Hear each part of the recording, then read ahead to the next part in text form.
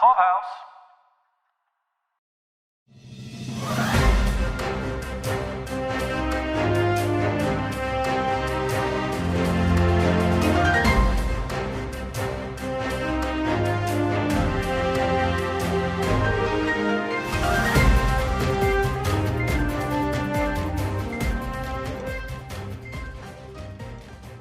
Welcome to the Pop Culture Review Podcast. This is Caroline. This is Paul. And this is Mike. Tonight we're looking back at the week that was for the week of March 12th to the 18th, 2023. Hello, folks. How are you doing? Hey, we're doing pretty good. This has been spring break, so it's been a crazy week for us. I know up there, well, it's 80 down here. Y'all are still having snow? We had snow earlier this week. Today it's 50 degrees. You can never tell.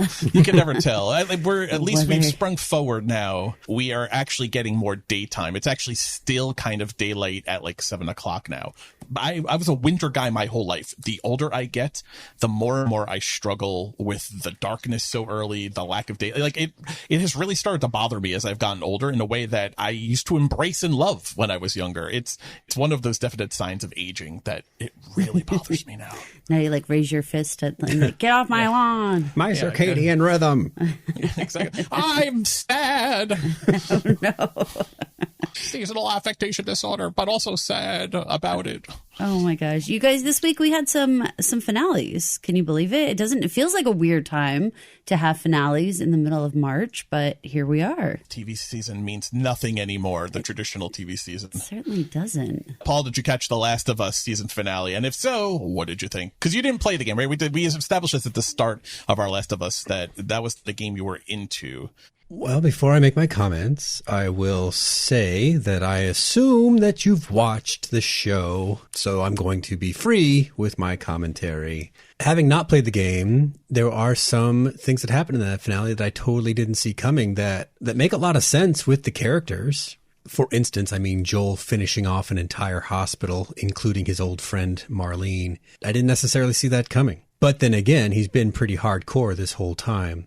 And this episode especially ratcheted up his surrogate daughter syndrome, whatever you want to call that, with Ellie to where we hadn't seen it before. I think we could assume a lot of time has passed between the previous episode and this episode, and his attachment has grown by leaps and bounds. I think the baby girl at the end of the the penultimate episode really was the indicator that relationship had changed. When he rescues her and holds her from behind and calms her down and calls her baby girl, I think that's that tipping point moment where the line had blurred and he was really thinking of her more as a daughter than anything else. Are you guys familiar with the phenomenon that's going on right now amongst women? That because now Pedro Pascal, who's been around for a long time, he's had a great career. He's over in The Mandalorian for a while now. He's kind of taken on this sex symbol status for a lot of the moms out here because now he's doing stuff like baby girl, and suddenly he's this dad who's suddenly taking care of this little girl, and there's this whole kind of who's your daddy, Pedro Pascal going on right now.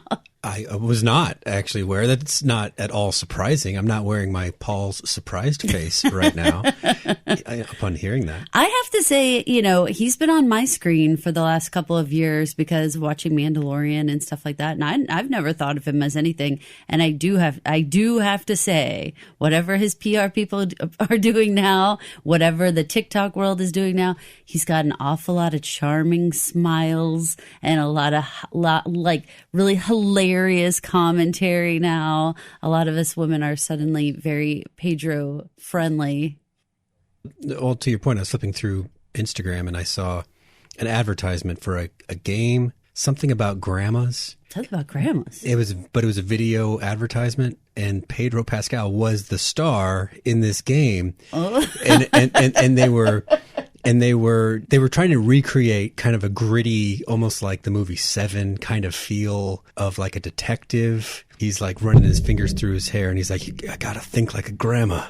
And so it was meant to be funny but with this very serious, gritty tone at the same time. So yeah, Pedro's everywhere. That's hilarious. Yeah. Well, so they were like doing all these interviews with him, and he did this like polygraph test where they asked him if like when he gets like down on himself, does he ever go watch those little videos that all these people are making of him saying like what a sex symbol he is? And he burst out laughing. He's like, I do go watch to make himself feel better. That's funny. But I think he garnered a lot of street cred because someone on a red carpet, I think recently asked him to read some thirsty tweets about himself, and he declined. Yes. So I think that bought him some goodwill because it showed humility, that he wasn't like full of himself. You know, right. Like he was too embarrassed to go and do that, which I appreciate. Well, and also he has some sort of crush on Rihanna, and so there's like all these clips of him being like, "Is that Rihanna over there? Is Rihanna here? Did Rihanna get here yet?" And it's all very So he's being very like humanized, I guess, in a lot of ways. He's being brought out from these kind of niche shows in a lot of ways. Like I don't play a lot of video games.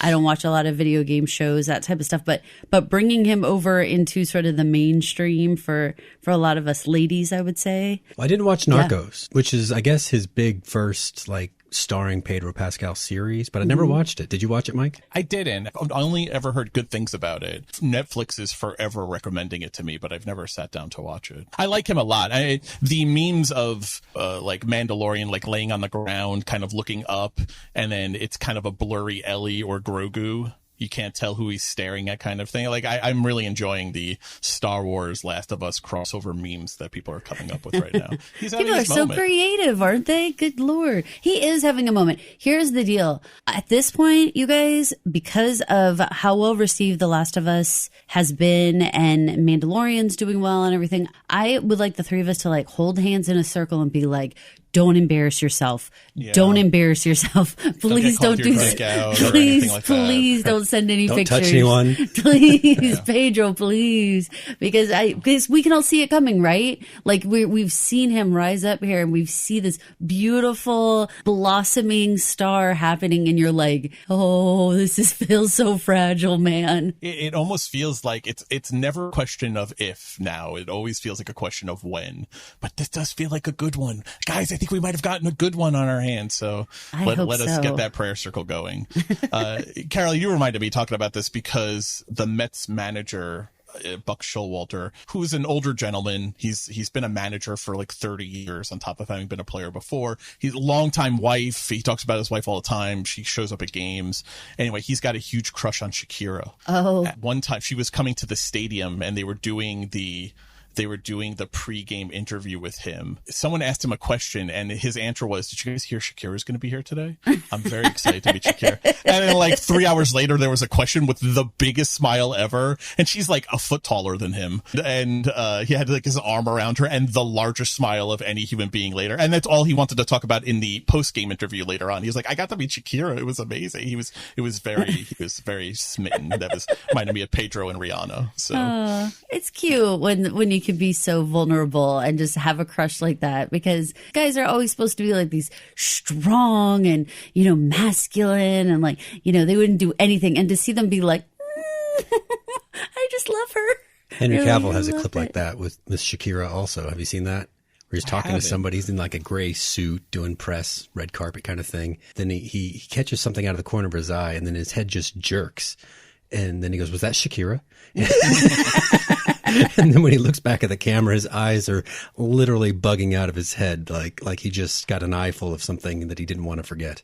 Well, the hips don't lie. So there's something there for sure. So The Last of Us, for someone who did play the game, the hospital scene, I felt like I had a controller in my hand. That's exactly how it plays out, that taking out the entire hospital. But thematically, it's like a triggered dad, right? It's someone who is in full protector mode. And I think the show captured that really well. The fact that they used real giraffes, I give so much credit to the show for going that extra mile. That's a big moment in the game when they come through like that shadow hole in the wall. There's a giraffe there and she feeds a giraffe and you see it and it's all of a sudden, because you're always surrounded by this death and destruction in the show, and you have this nature is reclaiming moment with the big giant, you know, gentle giraffe. And it's like kind of like, it's like surreal.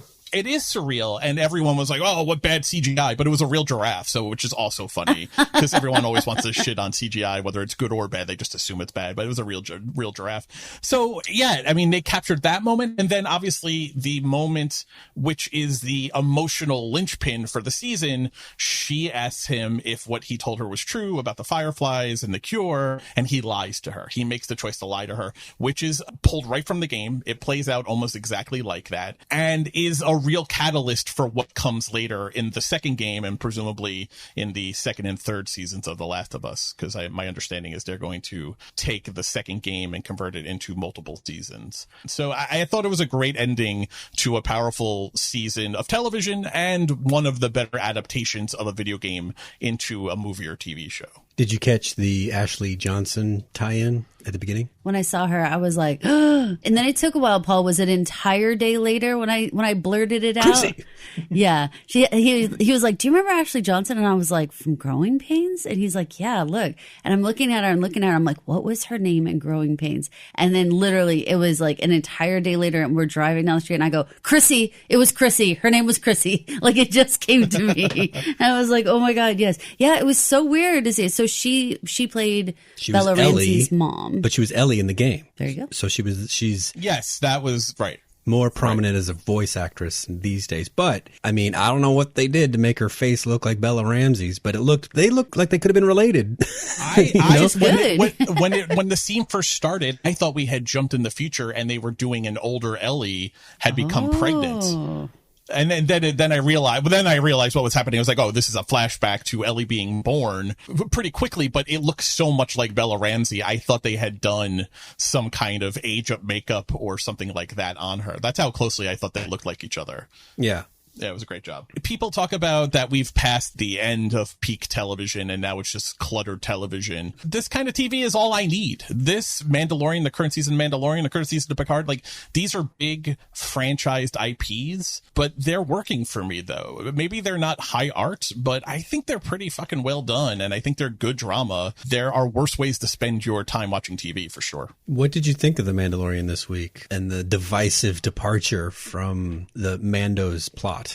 I am okay when shows do this kind of thing. I will tell you, Tom sitting next to me said, we haven't seen Mando yet. And I said, I don't think we're going to see him in this episode. It just feels like at this point, we are not going to see him. You got to do a badass dogfight. So there's that. You have to have faith in a show, and in a show that is mapped out and it plans to run for a while, you have to allow a show to introduce other arcs like this. I have no doubt that the seeds of the First Order, which is ultimately where I think they're probably going to go with the storyline and purging and the cloning. It'll all come back together. You're never too far from the Kaminoans and cloning and Boba Fett and Jango and the way that interacts with Mandalorian lore. Yeah, I think it's fine. It didn't bother me. I thought it was a well done episode. So I understand why it would be jarring for people that it has zero to do with anything we had seen covered so far. I liked it. I have faith in the show. I have faith in Favreau. I have faith in Filoni. I liked the kind of the symbolism of the mountaintop poking through the city, the woman encouraging Pershing to touch it, as if to embrace that last bit of imperial whatever poking through his personality. But then, just like he did with the mountaintop, getting in trouble for that. Although that section of the episode ran at sort of a different pace and different tone than the rest of The Mandalorian, and to some extent it reminded people of Andor, and I can see why it did. I've also read some of the stuff that people have put out afterwards, kind of doing exactly what you just said, Mike, which is tying in the post-war effort to draw down the military, which they are showing through Pershing and the dry docked Star Destroyers that they had on Coruscant, which in reality they would not be on Coruscant. You don't do that sort of garbage work on the capital planet, whatever. But that, like you said, would lead, 20 years on to the New Republic being vulnerable to a First Order attack, which is what happens. I mean, for those that are Star Wars fans but haven't read them, you should read the trilogy of books that came out that fill in the gap between the Battle of Endor, which is the end of Return of the Jedi, and the start of the 7, 8, 9 movies, beginning with Force Awakens. I always want to say, yes, The Force Awakens. There's the series of books that fill in that 30-year period, or most of that 30-year period.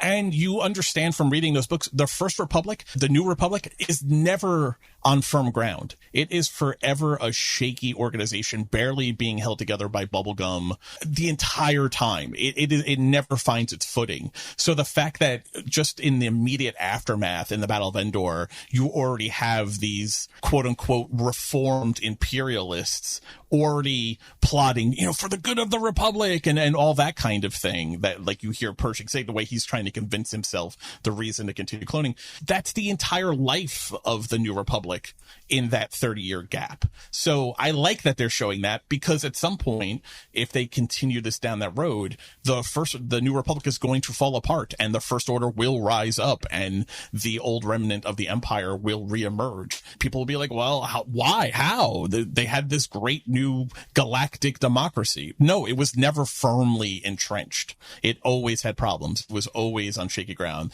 The core worlds, the mid-rim, the outer worlds, they were always in a state of flux. They were always in a state of uneasiness. So I like that they're showing that, and showing that on the core world, like Coruscant. I think there has been some undercurrent of people hoping that Favreau's version of post Return of the Jedi lore would somehow, I don't even know why people think this, but somehow overtake The Force Awakens and those movies and kind of rewrite history. I don't see why people think that. I can see why people would hope that, but yeah, it's not happening. And tying the laces together with story threads that start kind of somewhere in between those stories, Return of the Jedi and Force Awakens, with Mandalorian, makes sense. Just managing the property for Disney's sake. There were other things happening in this past week. Ted Lasso season 3 premiered. The final season of Ted Lasso as we know it is premiered. Are you guys watching? Do you wait to build up some Ted Lassos before you go, or do you watch week by week? What's your Ted Lasso viewing? Or do you watch the screeners like I did, and I'm through episode 4 and I want to know more what's going on now? So far, we've seen the first episode. You should pop in the screeners. It's good. That's just for Paul and Caroline. That's not for you guys listening. You don't have access to our screeners. But you guys should go in and watch it. It's pretty good. I think the part that I enjoyed the most was Ted high-roading Nate in the press conference. Always Ted goes the high road. But gets ahead for it, though. And I like that Rebecca dealing with, she's so consumed by wanting to beat Rupert that she wants Ted to be someone that he's not. And then you get that text from Keeley saying, great job letting Ted be Ted. And that's the kind of cold water thrown on her that Rebecca needs to be brought back down to earth. I like that there are always characters that check the other characters. Each one has a person that can kind of grab their arm and say, no, come back here. You've gone too far afield. It's one of the things the show does really well. Well, and I don't know if I need to go back to that fresh feeling of divorcee, anger, revenge. So I hope that that's not the entire season, because we did that. This is season 3, and she's been in a nasty post-divorce now situation this whole time. So I don't want to retread too much ground with that. So I kind of hope we don't make that be like the main thing, is that we care about the ex-husband. I hope that there's a lot more layers to it. Now, we've only watched the first episode, so I can't tell you what's going to happen, but I don't know. How do you feel, Paul? I mean, do you need there to be like that to be the push, is the ex-husband? Well, she explained sort of her own personal motivations, and in terms of, at first needing to destroy him, and then where she's at now, or not destroy him, but destroy the things he loves, to where she's at now. I get it. I think I get it. I wish it wasn't manifesting in such a frantic, frazzled sort of thing, because that does sort of go against the rest of the character that we've come to know. But on the other hand, they have a year, they have a season to prove themselves, or they get relegated again. And then it's hard again to get back to where they are. Of course. So there is some urgency to needing to not be last. So right. I get it. But there's a difference between the urgency to not be last and the full focus being on the ex-husband's team. there's a difference between those two things. And I'm saying, like, man, I hope it's not just completely ex-husband driven the whole time, because we've done that. So I'm like, it would be okay if we kind of took a little different tact. These characters do evolve. I don't think it'll be like that, but I think she'll catch herself before she gets out of whack. Yeah. Mike, what do you think? I know obviously you've seen a lot more, but just in that moment when you saw Ted back on your screen. About Rebecca and reacting to Rupert as a way of going forward. Sure. How about Ted not feeling like he's in the right place anymore? For Ted, that's Ted's journey, right? The fact that he's actually voiced that now, and they took the time to start with Henry leaving and going back to America, and knowing this is the final season. When you put together that they have said definitively this is the end of Ted Lasso's story, leaving the door open for maybe spinoffs, that has to be his question. Why am I still here? We haven't won anything. I miss my kid.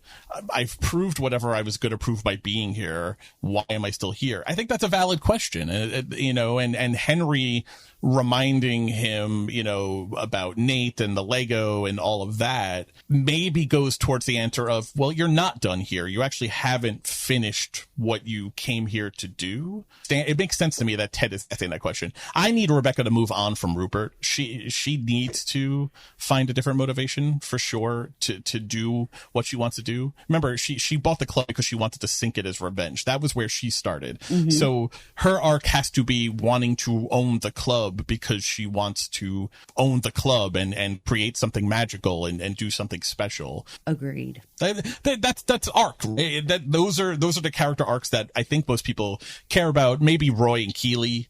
Obviously, those are two that should be together. They should not be apart. So their arc is, how do they find their way back to each other without using their life schedules, their work schedules as an excuse? And will she have sex with Jamie Tart in the meantime? Whoa. Well, for sure. That's forever a question on that show. Will someone have sex with Jamie Tart? I think it's a 12 episodes, 12 or 13. So they've got quite a bit of room to explore it. And I'm sure there's going to be some dragging of their feet. It feels like the story has enough time left to complete its run. And I trust Jason Sudeikis and Brendan Hunt and all of them to land the story. I think they've done such a good job, even in the episodes that other people didn't like, even like Coach Beard's Night Out weird episode. I like that episode. So maybe I'm a Ted Lasso apologist, which I'm fully okay with if that's the case. But I trust them to land the story. Did you watch Love and Thunder? Yeah. Did you watch all the way to the end with Brett Goldstein as Hercules? Yes. Which surprised me because I saw it when it first came out, so it hadn't leaked that he was in the end credit scene of that. The movie tricks involved. When I look at him, his shoulders are about as big as mine, but somehow on the big screen, he pulls off Hercules. It's crazy. See, I actually thought I came out of that and I was talking to Tom about it because we saw it together. And I said, he looks a little too skinny to be Hercules to me. Right. I mean, he's the god of strength, right? I mean, come on now. The end of Ted Lasso, though, did lead to the announcement that Hannah Waddingham, who plays Rebecca, will be in Mission Impossible 8. Oh. So I guess the freeing up the scheduling of shooting Ted Lasso will allow her to be in what's supposed to be the final Mission Impossible film, or at least the final Tom Cruise-led Mission Impossible film.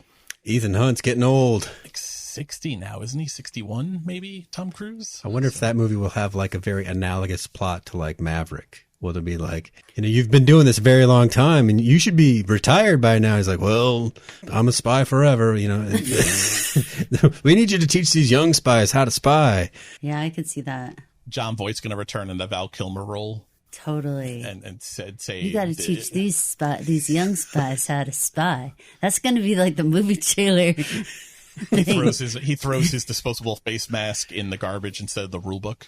Yeah, it's just a beat for beat remake of Maverick. I'm gonna teach you young spies how to spy. And then they don't spy good enough. Right, of course not. And then he takes off and starts spying. Like the best spyer to that prove ever spied. That the spying that they need to do is spying that he's perfectly fucking capable of. But he's stuck being their teacher. Right, they need to level up to his spy level. Exactly. It's ridiculous.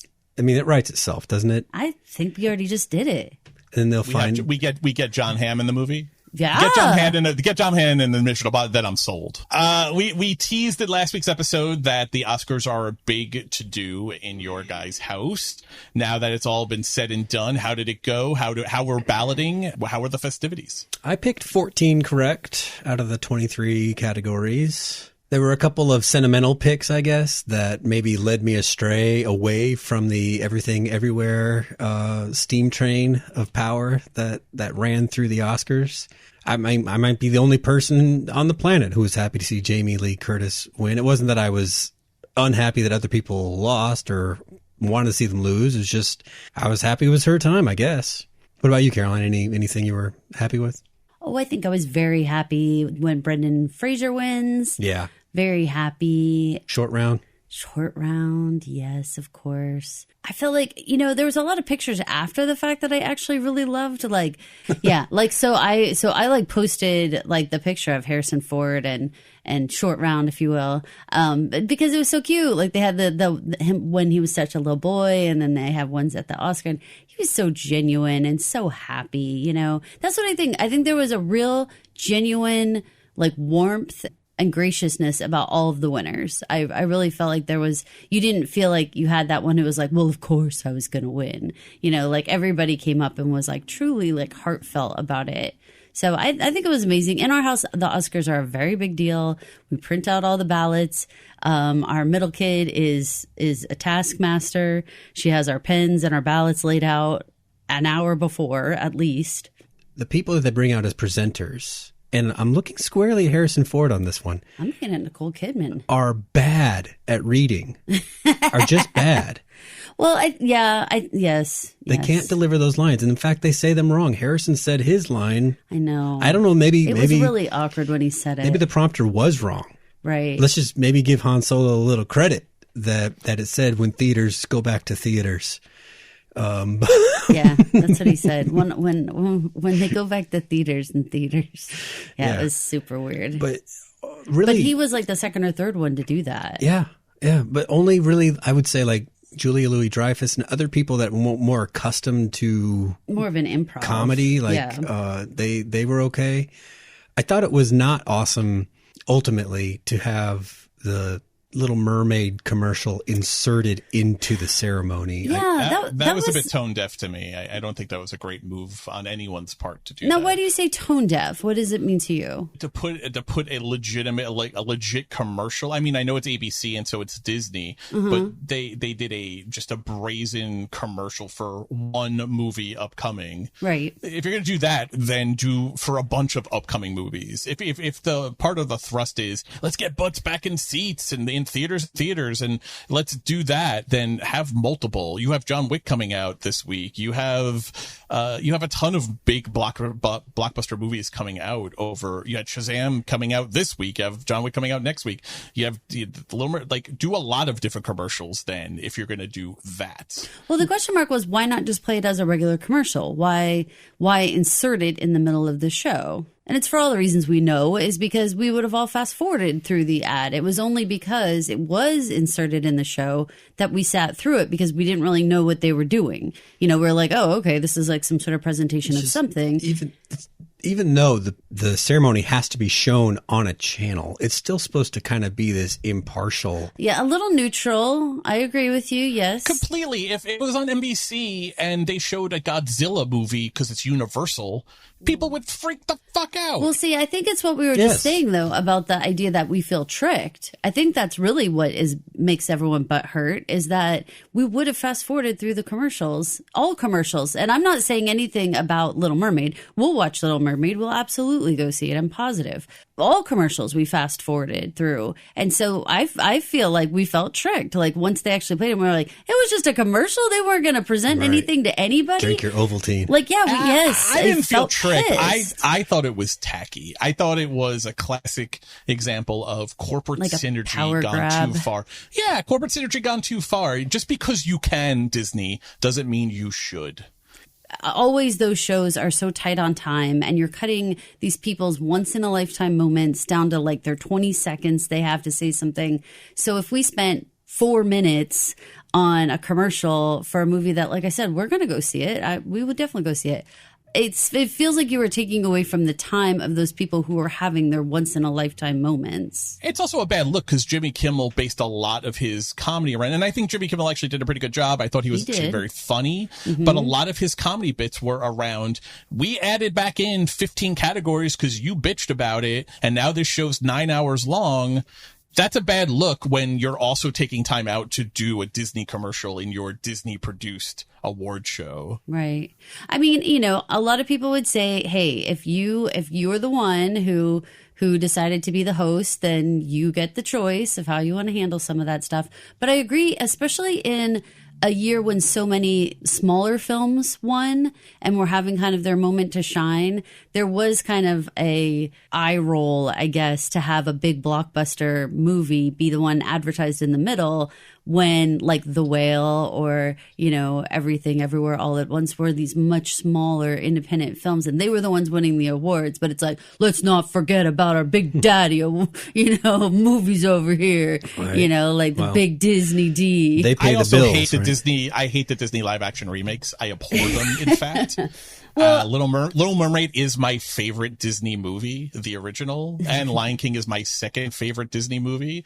And the fact that they are besmirching them with these horrible bullshit live action remakes that don't need to be made in any way, shape, or form. And it doesn't have anything to do with casting, to be clear, no, because that's it's like the content. It's the idea that's the huge of it. Thing that everybody's Beauty like, and the Beast should not have been made live action remake. Right. Lion King should not have been remade a live action remake. Jungle Book. That was one that was like I don't know. That one was okay. Doing. That one was probably the best reviewed of that. No, bunch. I know, but as soon as they started that, it was like, wait, what are we doing? What are we doing? Just that's leave the one. Them cartoons. See, Favreau made that one, and then they were like, "That's like printing money. Let's do that again." And then they made, of course, it's Lion King. It's the creative like cartoons. Bankruptcy of the industry is we'll just redo IP. Here's the thing: Jungle Book. How old is the original animated Jungle Book? That's from the first maybe golden age of Disney. Little Mermaid, Lion King, Beauty and the Beast, all the way up through like Tarzan and Princess and the Frog. Like that 10-year period of Disney is a really recent golden age of Disney animation. You shouldn't be fucking with those titles. I think you just got old though on accident, because it's only 30 years. 30 years is not that long.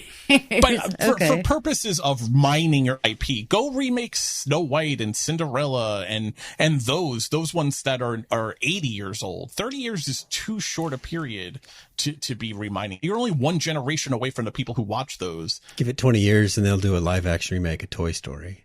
Yeah, cars. They're gonna have like live action cars talking to each other.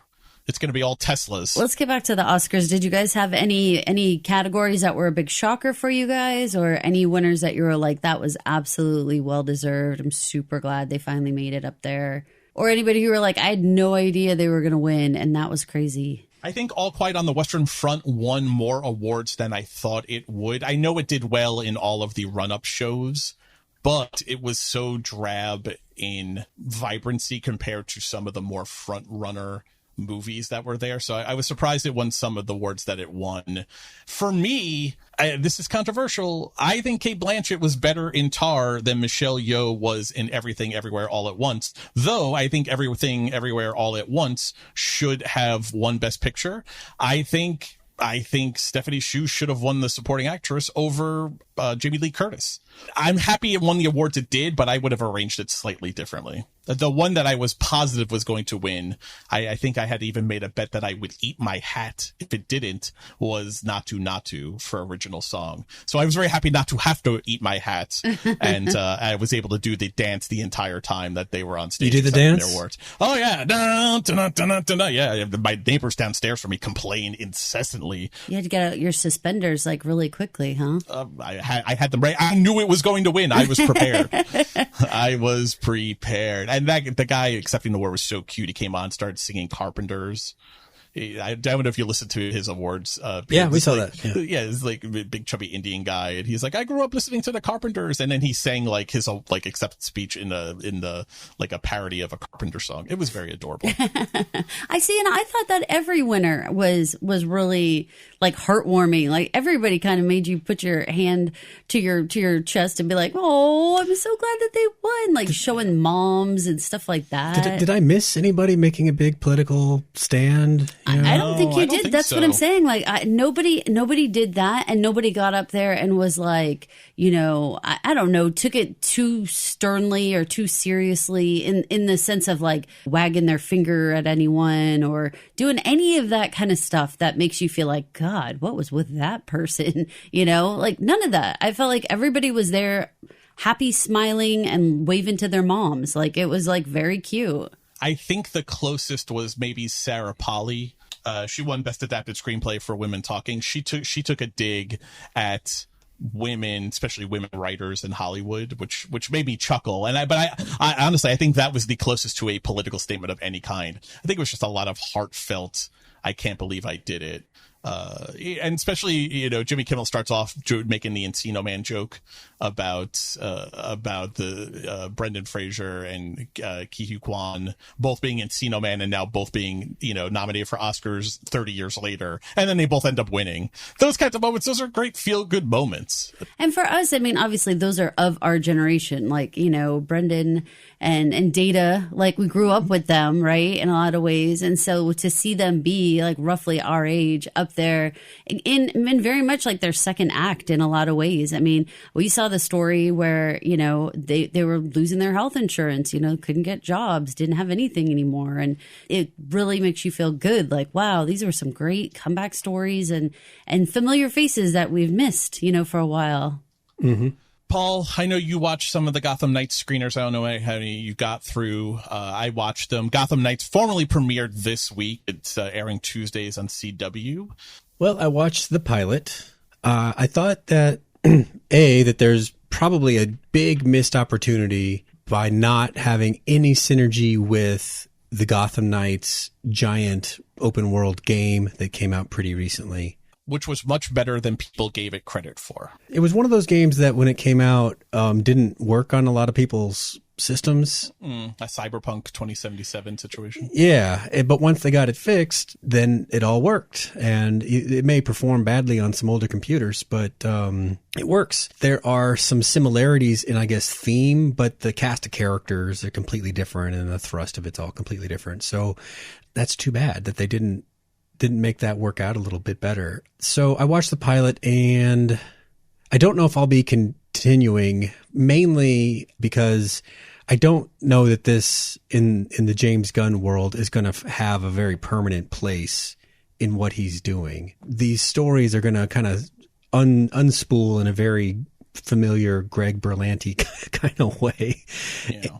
And that's going to leave a season one with kind of an end, but like not an end. That's how he makes his TV. They don't really wrap up so well. They give you a season ender, but they give you something to look forward to the next season. And some of the characters, maybe I'm just getting old. I think I'm just getting old. Like Joker's daughter in particular, man, I don't know that I can watch hour after hour of her doing her thing. She's actually the best one on the show once it settles in. I watched all 6. I was actually pretty into it. Was it the best television? No. Was it the best DC television? No. I think the main Arrowverse Berlanti shows were all better than this. Mm-hmm. But that character, Duella, I believe is the character's name. Olivia Rose Keegan plays her. She's fantastic. She's unhinged in a great way. She actually has pretty good chemistry with a lot of members of the cast and plays a nice role of, why are we doing this? There's no gain in this for us kind of voice. Whereas all the others pretty much get on board with, let's be do-gooders. She goes along with it is her role, but she's always kind of like, can I steal something while we're here? She's playing one of those kinds of characters. And I didn't like the main protagonist. No, he is super. The character, I think, is super unlikable. Yeah. Now, since I only watched the pilot and Robin only shows up in the last few seconds of the pilot, I didn't get a good sense of Robin. And I've read some things that suggest that she might be the strongest link to existing DC properties, and might be something that could possibly move forward out of this show. because there is a girl Robin in some comic continuities, but I'm not familiar with her character. Did you know that was a real character before you got into the show? No, only because I looked it up afterwards. I mean, there's her, the Rose, there's a brother sister in the show that are based in some comics, lesser known characters. I think Misha Collins as Harvey Dent is the biggest named known person, obviously, in the show. And Misha Collins is always kind of money in the bank. He's always kind of doing what Misha Collins does, but I think he's doing it well here. I like the show really because it's dealing with, I can't remember if the premiere deal brings up the fact of the Court of Owls. Sort of. It's in the Wikipedia they bring page. It up. They bring it up. I mean, it's in like the first paragraph of the Wikipedia page for the show, so I don't know that's much of a spoiler. But I love whenever any properties deal with the Court of Owls. I like that topic a lot. I like the League of Assassins, and I like the Court of Owls. Kind of a secret society kind of guy. I'm a big secret society kind of guy. So this is a show very much dealing with the Court of Owls mystery and what their fingers have in how they're kind of entrenched in Gotham, much the same way that the Gotham Knights video game also dealt with the Court of Owls, it had completely separate characters. I didn't like that they created a brand new ward. I think that was my problem with this character. So the main protagonist is Turner Hayes, an adopted ward of Batman, and that's how it kicks off. Batman had so many adopted wards over the years. I don't know why they wouldn't use an established one to tell this story versus creating one out of whole cloth. I feel like you'd bring in more hardcore Batman fans if you dug into that lore a little bit more. And I question the Gotham child system, why they keep giving him wards. Things seem to be going not great, really. Yeah, it's questionable. It's questionable. I think we need a better questionnaire. I think that might be... Bruce Wayne definitely feels like someone who can't have the lights on at Halloween, if you know what I mean. That's probably the biggest element of why this is a dead-end property in the current DC world, is that Batman in this continuity is dead. That's their starting point. Batman is dead. Where are you going to go from there? Spoilers for the first 30 seconds of the show. Yeah, exactly. That's the other thing that ultimately you nailed it on the head. Ultimately, this is a dead man walking property because it will never fold into Gunn's universe. And it's never going to spawn an Arrowverse like universe where other shows will spring from it and really do that world building that engrosses those fans. It will not have a television cinematic universe to grab onto. Enjoy it for the amount of episodes that it's going to run. It probably won't get a second season. Even if it does, it's not going to go anywhere. It's just going to be this little stunted property over here, which is a shame because it has potential to be something, but DC can't get out of their own way ever. It's why we have an Ezra Miller-led Flash movie coming out instead of Grant Gustin, who was the best Flash ever, but because he played him on television, DC wouldn't put him in the movie. They can't get out of their fucking way. And this is why they suck compared to Marvel. There you go. Did you see that quote recently from Mark Guggenheim, who was one of the producers from the Arrowverse? Yeah. A big creative force with him and Berlanti, for sure. And apparently they can't get a call back from James Gunn and Peter Safran. So he has publicly said that he has wasted his time on working on the Arrowverse because he felt like he at least deserved a meeting after developing so much DC content. After doing the only good DC content for the last decade. It's the only good DC content that's been produced were the Berlanti Guggenheim shows. I have watched all of it. Every minute of every TV show and every fucking movie they've put out in the last 10 years, those shows were the only good thing that they have put out consistently, and they just shit all over it. It's disrespectful to them. It's disrespectful to the actors who brought those characters to life in a more believable way than Batfleck or Pattinson or any of the other parade of freaks that they've brought through those movies has ever done. And they pulled down their pants and they shit on them and the fans. That's how I feel about it. They deserve everything they get, which leads us to Shazam 2 coming out this weekend, which is underperforming and will be a bomb at the box office. You guys saw it. What did you think?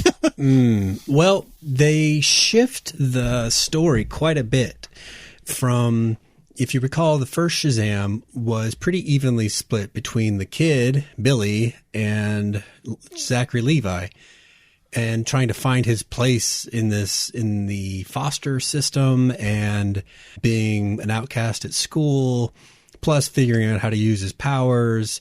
And so there's sort of equal screen time there where the tone of it shifted mostly toward like discovery and childlike wonder, if you will, even though there were the moments where Mark Strong was, tearing people apart and shit like that. There was mostly still this, I'm this goofy guy with powers and shit like that.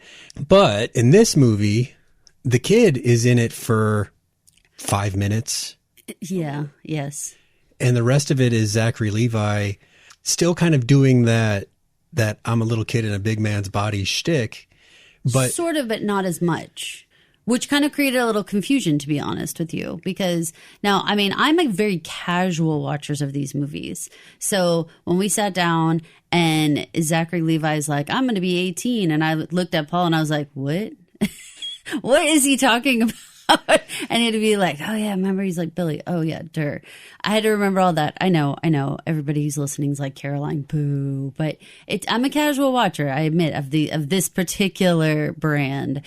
For me, the tone was really all over the place with the level of like disturbing deaths versus the kid jokiness, like you're talking about, Paul, like the lighthearted side, the like, look what I can do, oh my gosh, I can fly up in the air or whatever. Yeah, there are moments of whimsy. Very much. But then there's like this totally crazy deaths that really come out of nowhere. And I can think of two very shocking, we won't spoil it for you, but there was two very shocking deaths for me that were like, whoa, that wasn't played in any other way than the most serious, dramatic movie I've ever seen handle a death. Like, this was very serious, what just happened.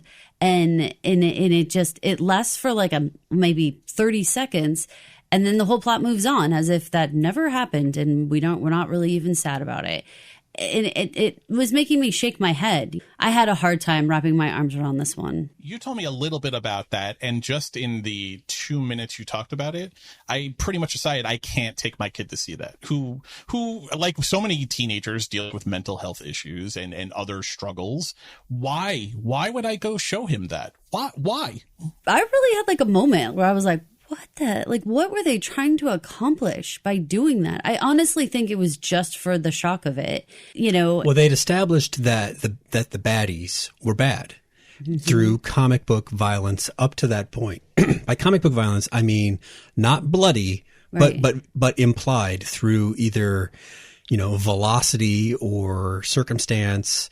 You just know that what you saw resulted in these people's deaths without being explicitly shown that they no longer exist. Right. Whereas what the scene that Caroline is talking about, there's actually two. I'm talking about a second one too. The same people do something very specific to a character, and they had just been established as being like one of the only trustable adults. And the result isn't that you think that they are worse than they were after the scene where you meet them and they kill a bunch of people. You mean the villains, yeah? Yeah. And so it's almost like an added like affectation to just kind of put the cherry on top that they really mean business. But you already knew that they meant business. And there was no other recourse at the time anyway. Like, it's not like they needed to do what they did at all. Not even at all. For me, it's a superhero movie. It's supposed to be like light and fun. And yes, there's action and consequences to things that happen. But the way it was handled, it went from a comic book movie to like a drama in like just these like 2 moments that I was like, what in the world? And you guys will maybe next week we'll spoil it and talk about it, but it's too new for this week, so we will not spoil it this week. And then they flip back to Zachary Levi being like, "You guys need to watch my PowerPoints," and it's or like a fart joke or something, right. And you're like, "Huh." Why did we do that? Okay. And then we didn't even care though about that trusted adult anymore. The fact that happened had no impact on the rest of the story. That felt like so gratuitous then. Like, it felt like, why did you do that? That the character wasn't coming back into play. you didn't have to do that. And you just created like this very, I mean, we have teenage kids, and after the fact, when I brought up the one scene, our son was like, what was that? And he said the word that I keep hearing over and over. That was really disturbing, Mom, that they showed that. Like, why did they show that? And why did they make that sound with it? That was so disturbing.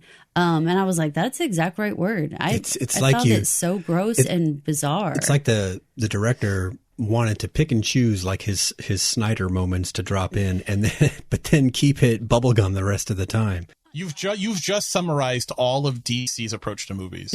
Just disjointed, nonsensical, mixed message on who the demographic is supposed to be. They can't get out of their own way. It's the perfect encapsulation for everything wrong with that studio. It's not better than Black Adam. And I did not like Black Adam because for the same types of things, though, of having those plot moments where you're like, why did they go here?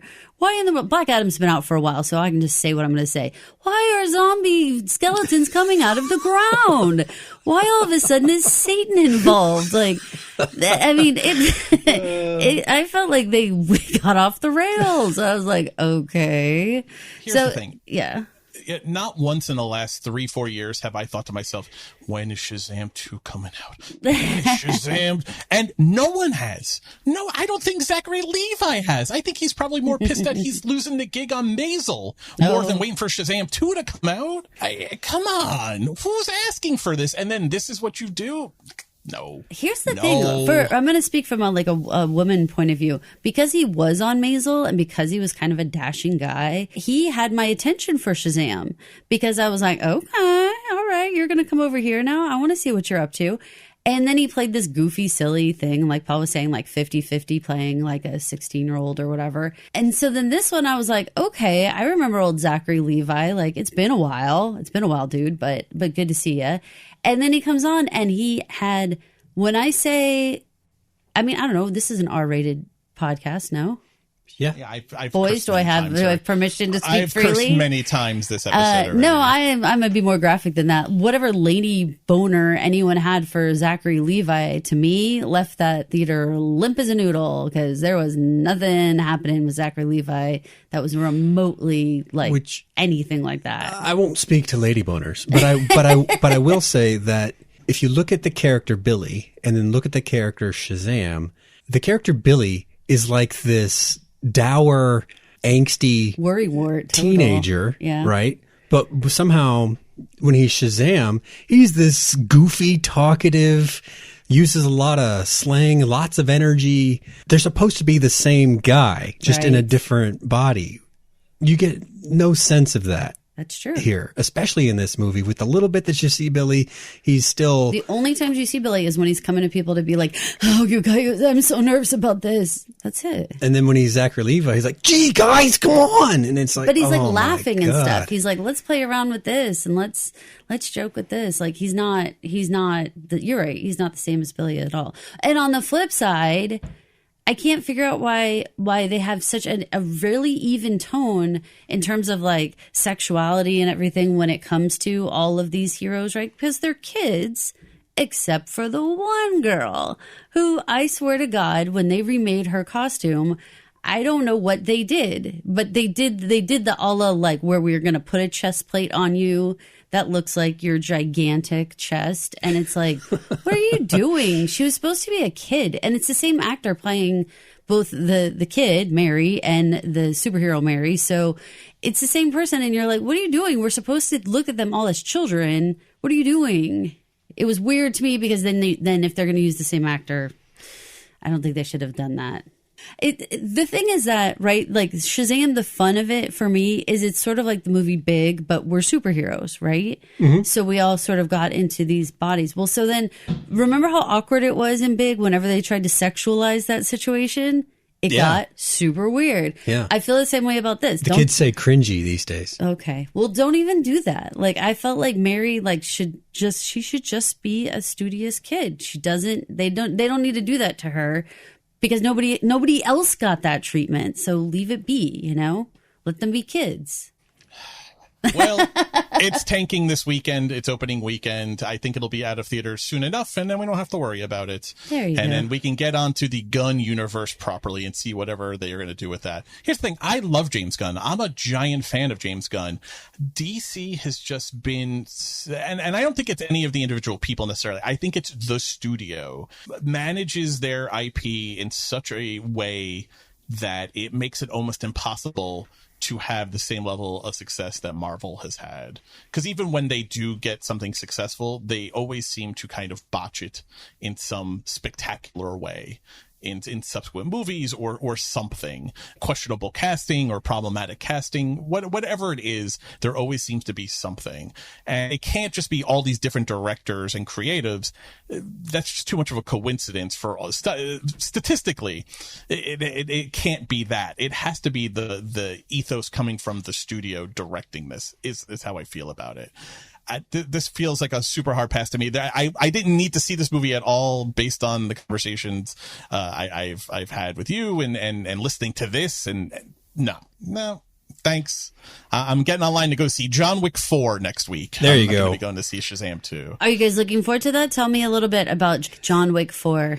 Nerdist's review says best action movie ever made. Holy smokes. Not even best John Wick movie, maybe the best action movie ever made. I think I am going to have to do a rewatch to remember where we're at, who's dead, who's alive, who's aligned with whom. I do know that the third movie left John in pretty bad shape, but I'd still like to remember where everything is at and who the faces are.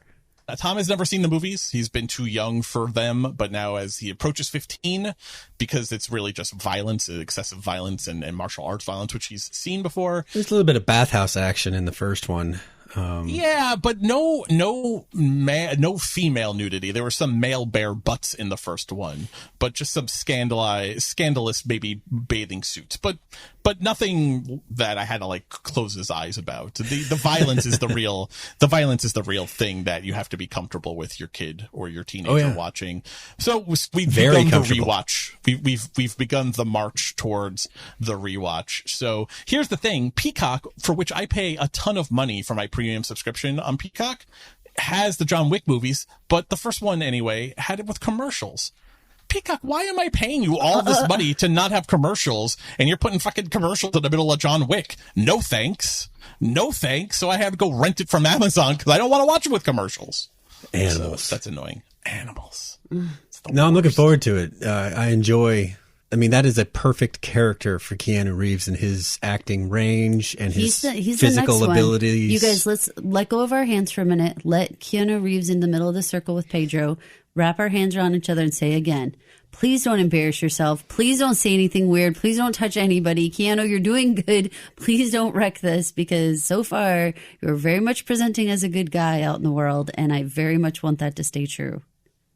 So far, so good. That was our incantation. Dude's almost 60, and he's got a pretty crystal clear reputation. I know, but now you better knock on some wood, because now some creepy thing's gonna come out of the woodwork. He enjoys snakes in his hair. He gives his money away. Freaky. I know. There's videos of him like people hitting his motorcycle, and he's and then he's like, well, as long as it runs, then I'll be okay. If you don't, how about he takes like public transportation and stuff in New York City and all that, and all the time, and isn't like he's not like or picture after picture of him posing with women but not touching them, having his arm around them but not touching them. That's right. Well, let's just keep it up, though. Let's hope that keep that stuff up. Keep it high, John Wick. This is what we want. They are very well crafted action movies, and Mike, they do have an element of secret society or two to them that I'm sure you know that I love that. When they first introduced, when Lance Reddick, who sadly passed away actually yesterday, when Tom and I went to watch the movie, the news had just broken as we were sitting down to watch it that Lance Reddick passed away at 60. All of a sudden, though they're saying from natural causes, it was very sad. He is the concierge at the Continental. And as soon as the Continental came out, I said, Tom, this is my favorite part of the John Wick movies. I love the Continental. It should have its own TV show about the goings on at the Continental and the table and the power hierarchy of the government that kind of oversees how all these assassins work, contracts and stuff. It's the second movie that introduces the contract network, where you have like the old timey like phone operators putting out like the contracts and stuff. So I'm very excited for Tom to see that. He hasn't watched it yet. Don't tell him. Yes, I love the whole secret society component of the John Wick movies, but it's fantastic martial arts action, which is hard to find, especially in an American movie. And John Wick is literally filled with them. And yes, there's a large proponent of gun violence mixed into the hand-to-hand fighting. Almost it's like hand, gun. That's basically every kind of movement, but it's so well done. It's so well crafted. And it's an interesting story. A guy who lost his wife, dog was killed, present from the wife. That's the premise for it. And he's had a fucking enough, and his favorite car was stolen. And that's what makes a man break. You killed my dog in front of me and stole my Mustang. That'll do it. Yeah, that'll do it. And that will. Yeah, I think I'm back in. That's my John Wick impression from the first movie. Let's tease next week TV shows, because next week I think we should talk about the series finale of Your Honor. Caroline and I have a nice interview coming up with the season 2 showrunner, Joey Hartstone, which by the time next week's episode comes out should be out. But then coming in right behind Your Honor with that finishing, season 2 of Yellowjackets, Buzz, Citizen Detectives. Season 2 premieres next Friday, Showtime streaming, Sunday airing on Showtime Cable. So I think we should talk about that next week. What do you guys think? Did you say Citizen Detectives? Paul, Yeah. We might have to put like some sort of Yellowjacket Citizen Detective t-shirts on the Etsy store All right. for Pod Clubhouse. That and the I want the amateur armchair investigator for the Murdaugh Murders t-shirt also put on the Etsy store. I love that. I love that.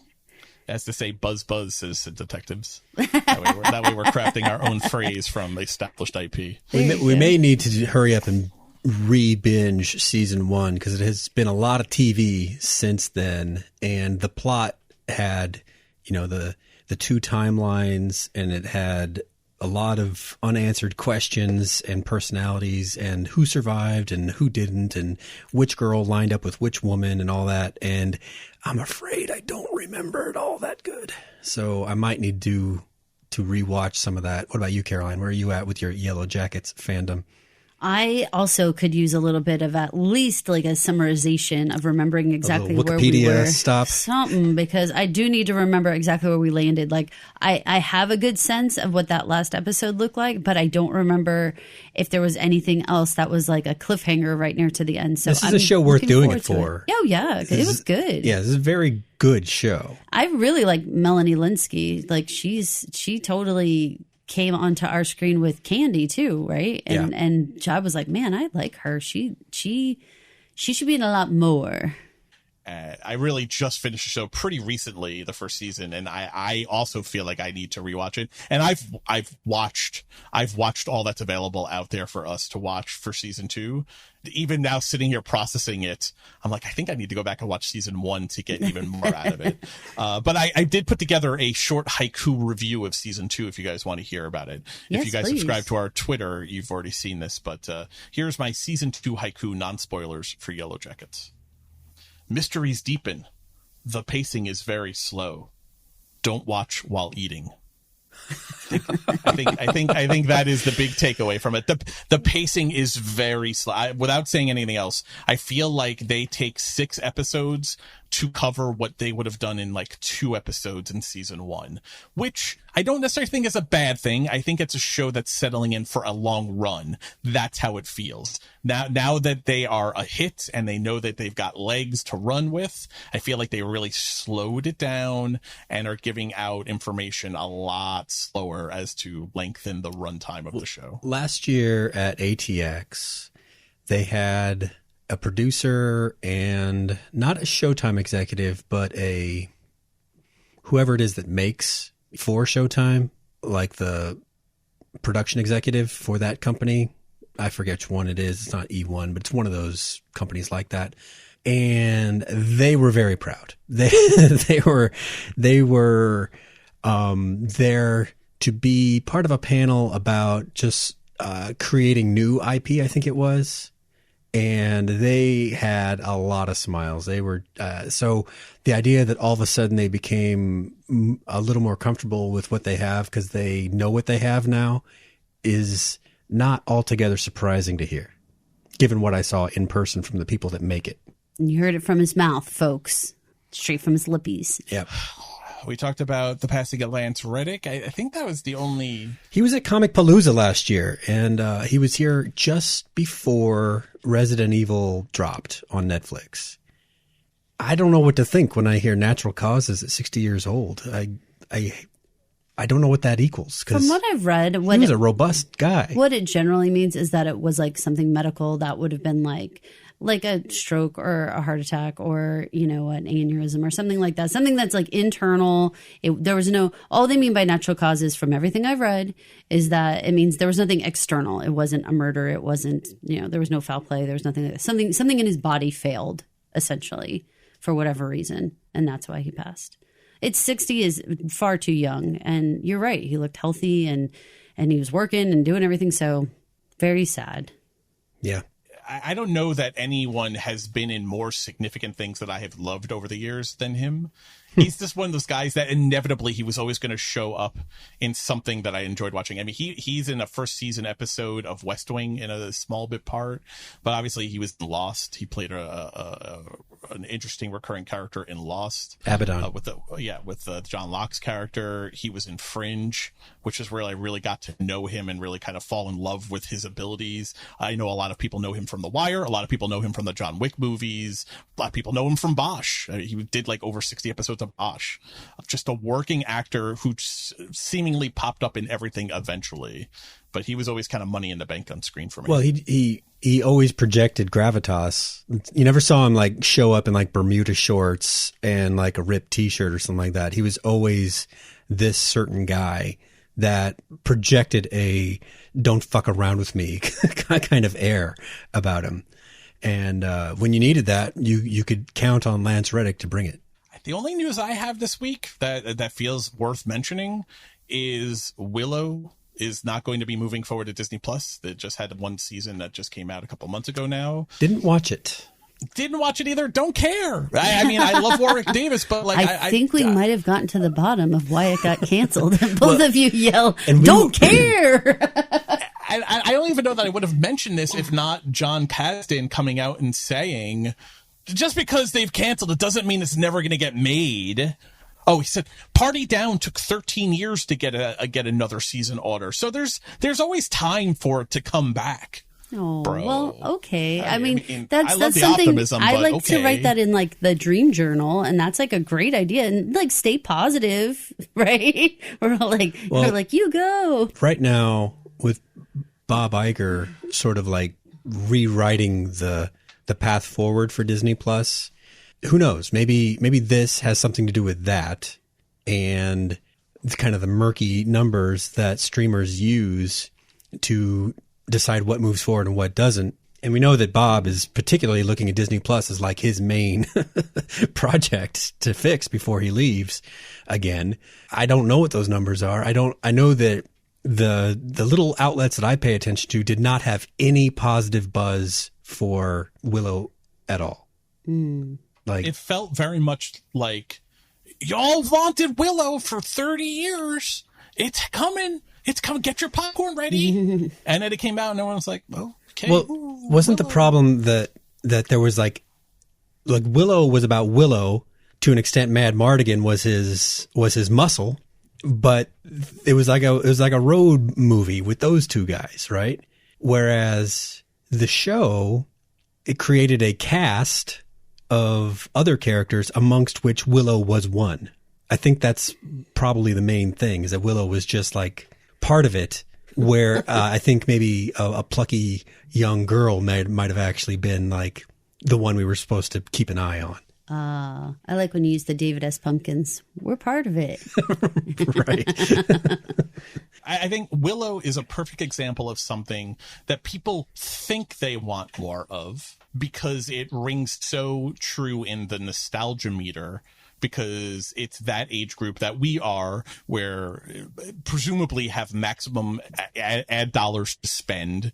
So we are prime targets for marketing. So they want to cater to us. And we say shit like, I want a Willow TV show. I miss Willow. All right. What is Mad About You doing now? What is Mad About You? Is he still mad about her? Right. Who is the boss after all this time? Angela. I mean, it's like people saying, I would love a never-ending TV show. No, you don't. No, you love the never-ending story too, but you don't want a TV. You do not want a TV show of it. Stop. You don't want a TV show of it. Oh my goodness.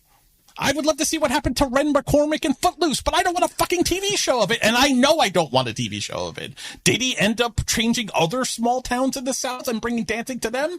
I don't know, but I don't want a TV show about it. Let's not make a TV show of it. You're a little old to come to the prom, Ren. He's like the Johnny Appleseed of like dance moves. He just like goes town to town, drops it off. Kevin Bacon is not in our prayer circle. Oh no.